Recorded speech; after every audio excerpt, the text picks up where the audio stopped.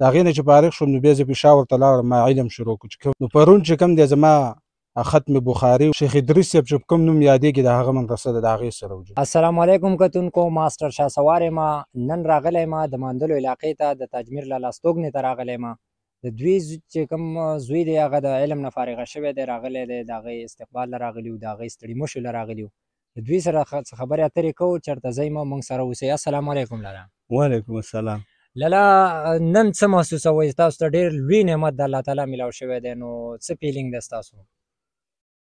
شاسوار صاحب، لاول خو زه ستاسو ډېره شکریه ادا کوم چې تاسو په دې عام موقع باندې دلته راغلی. مهرباني. نو داسې ده چې دا په ژوند کې زما لومړی دا خوشحالي ولیدله چې زما دا بچی چې کومه دی دا فارغه شو او دا خپل علم پوره کړو. دا غټه د خوشحالۍ ورځ وه زموږ دپاره، او بله غټه د فخر ورځ هم ده زموږ دپاره چې دا داسې ده چې دا د دنیا هم چې کومه ده یوه سرمایه ده او د آخرت هم سرمایه ده.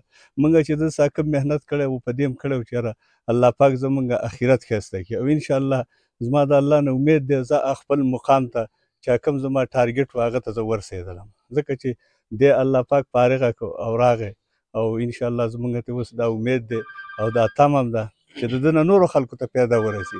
لکه ده چې څنګه علم حاصل کړو چې اوس دا علم نورو ته ورسوي او د نورو بچي هم دغه شانې یعنې هغه فارغه شي او هغه هم د دې خوشحالۍ باندې مال و مال شي. الله دې وکړي. جی د مولوي صاحب څخه خبرې کوو. جی السلام علیکم. وعلیکم السلام ورحمت الله وبرکاته. مولوي صاحب د ټول نړومبی راته خپل نوم ووایئ. زما نوم دی چې محمد ابراهیم. محمد ابراهیم صاحب، څومره وخت کې تاسو د دې علم نه فارغه شولئ او خپل کور ته راغلئ؟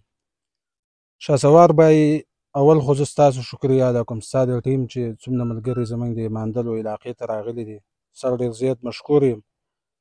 شاسوار بای زمونږ خو تقریبا علم ته زه ډېر مخکې نه وتی یم، نو ما حفظ کولو په پنډۍ کې، د هغې نه چې فارغ شو نو بیا مې تجوید کولو په پاټک مدرسه کې، د هغې نه چې فارغ شوم نو بیا زه پېښور ته لاړم، ما علم شروع کړو چې کوم کتابي نظام دی نصاب دی، نو هغه علم چې کوم دی هغه ما شروع کړو.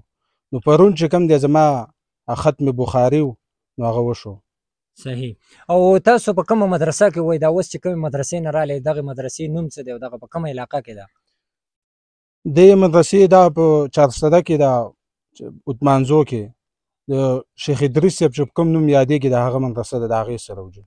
صحیح. ډېر خوش قسمته وای شیخ ادریس صاحب، موږ اورو خو لیدلی هم لا نه دی، او تاسو د هغو شاګرد پاتې شوي وای، ډېره زده کړه به هم ترې کړي. نو تاسو راغلي وای دلته، ستاسو د خپلې مدرسې یا د نورو ته د علم د ښودنې به څه ترتیب وي دلته په خپله کلي علاقه کې؟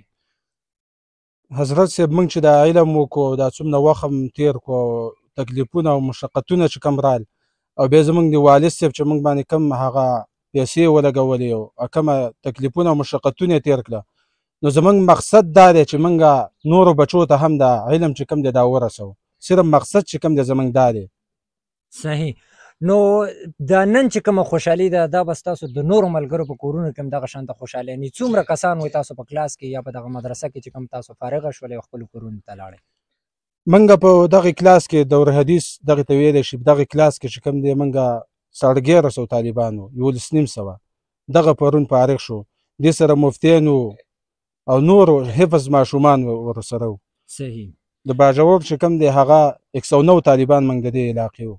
صحیح. د صرف د باجوړو او که نه ستاسو چې کوم نور خلک وو د پښتونخوا، هغه د کومو علاقو نه وو چې هغې هم فارغه شو او لاړه خپلو کورونو ته؟